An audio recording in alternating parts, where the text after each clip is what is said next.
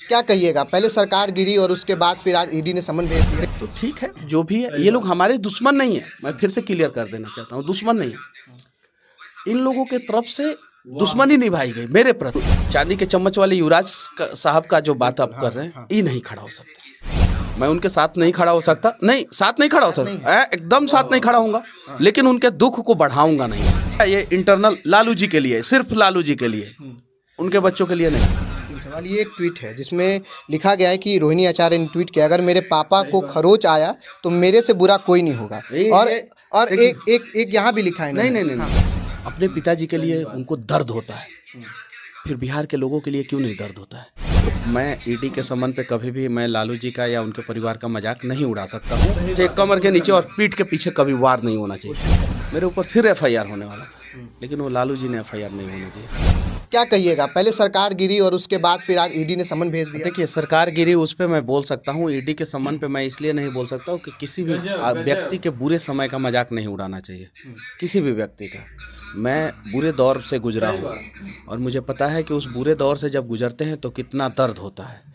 तो मैं ईडी के समन पे कभी भी मैं लालू जी का या उनके परिवार का मजाक नहीं उड़ा सकता हूँ।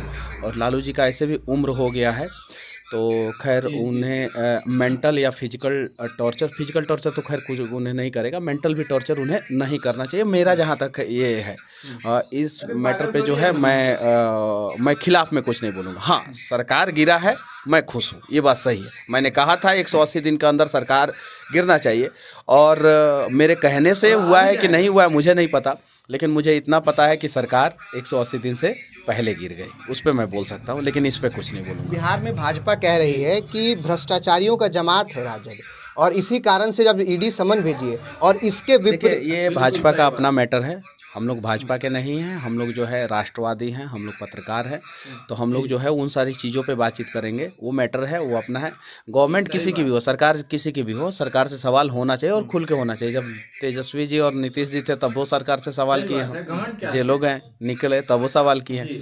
अब नीतीश जी बीजेपी हैं तो नीतीश जी बीजेपी की बारी है, अब इन लोगों से सवाल किया जाएगा। वीडियो भी आप बना दिए एकदम रात में 2 बजे मैंने नीतीश सरकार से सवाल करते हुए, नीतीश और बीजेपी के सरकार से सवाल करते हुए मैंने वीडियो बनाया। तो ये चीज़ें, ईडी अपना काम कर रहा है, ईडी सीबीआई अपना काम कर रहा है, और उनके परिवार वाले अपने काम कर रहे हैं। बस इस पे मैं कोई कटाक्ष तीखा टिप्पणी नहीं करूंगा, और मैं ऐसा कुछ बोलूंगा भी नहीं कि इस दुख के घड़ी में जो है उन्हें ठेस पहुंचे और दुख पहुंचे, क्योंकि ये दर्द मुझे पता है कि कितना परेशानी होता है।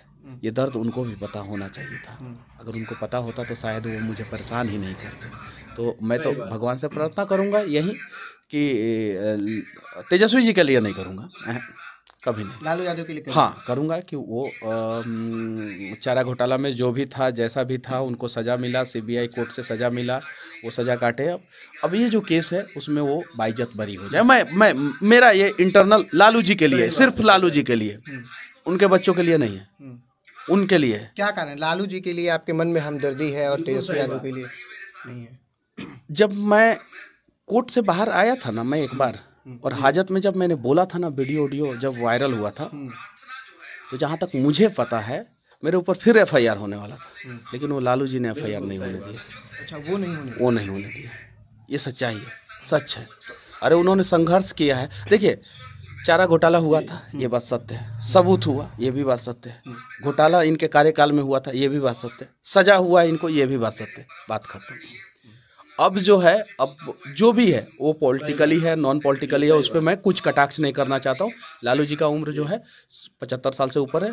हम उनके लिए बद्दुआ नहीं कर सकते उनके लिए। जिस तरीके से आपने बताया कि आप पे एक एफआईआर होने से लालू प्रसाद यादव ने रोका है, लेकिन वही जहाँ तक कि मुझे पता है। हाँ, अब मतलब कि इसका कोई सूत्र नहीं है और कंफर्म नहीं है। ये उन्होंने बोला कि नहीं रहने। हाँ, लेकिन जो चीजें हैं उसके अनुसार तो ये है ना कि लालू यादव एक अलग राह और तेजस्वी यादव का एक अलग राह। आपको ऐसा लगता है? नहीं, दोनों परिवार है, अलग राह नहीं हो सकता है। लेकिन कहीं नहीं तो कहीं उनको लगा होगा कि नहीं, अभी इसका बहुत सारा कारण हो सकता है। या तो सहानुभूति होगा उनका, या तो लगा होगा कि अगर एक एफआईआर होगा तो और हाईलाइट होगा। तो